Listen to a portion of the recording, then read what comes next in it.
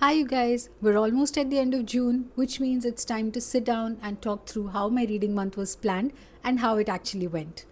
Those of you who follow me might know I'm visiting my parents' house, so I don't have my bookshelf and all of my physical books here, but that's okay. Talking about books is not that complicated. We'll make do with what we have. So, I had 10 books on my June TBR, and today I want to walk through each one and give you a quick and honest review and be real about my progress.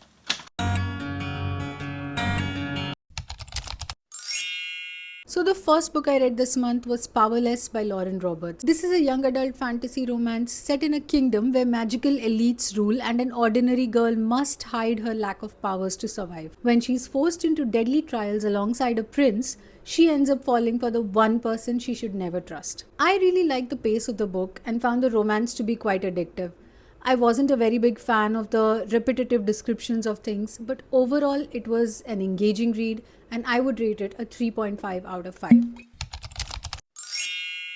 The second book I read was The Housemaid by Freida McFadden. Trust me when I tell you, I absolutely devoured this book. I finished it in 24 hours straight. It was so hard to put down. So, a woman desperate for a fresh start takes a job as a live in housemaid for a wealthy family, only to discover that nothing in this house is as it seems. As dark secrets unravel, she realizes she has walked into a dangerous game where everyone is hiding something. This was as thrilling and gripping as a psycho thriller can get. There is not much to say when a book is this good, and I rate it a solid 5 out of 5. My third book of June 2026 was The Diary of a Young Girl. This book had been on my TBR for quite some time, and I was finally able to get to it this month, and I'm so happy that I did. The Diary of a Young Girl by Anne Frank is the real life diary of a Jewish teenager hiding with her family during the World War II.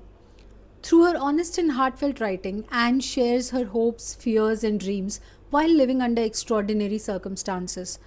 This book is so thought provoking that it will stay with you forever.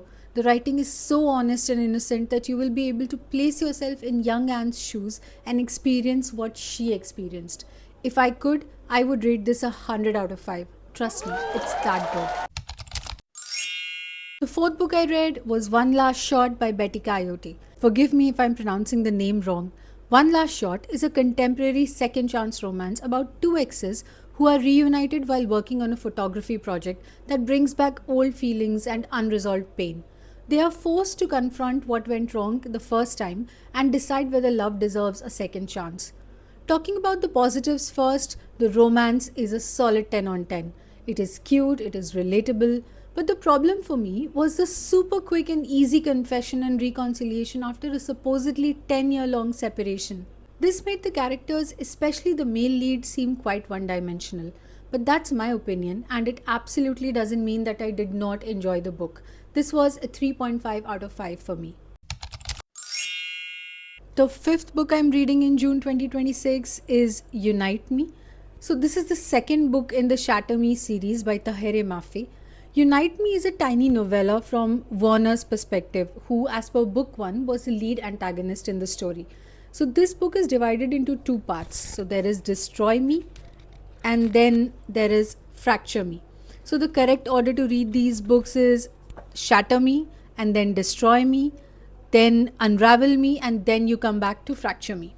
So I have finished the Destroy Me portion of this book and I'm currently reading Unravel Me. It's too early to give a review, but maybe by next week I'll be ready to give a review on these books.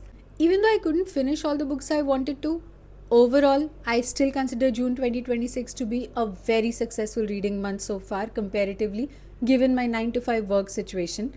These are the books that I couldn't get to this month, and that's absolutely okay. For me, reading is a hobby and I want to keep it fun without creating a lot of pressure. These books will obviously roll over into July. Stay tuned for my next video on a mid-year progress check. Let me know in the comments if you've read any of these books, and I'll see you in the next one. Chalo, bye!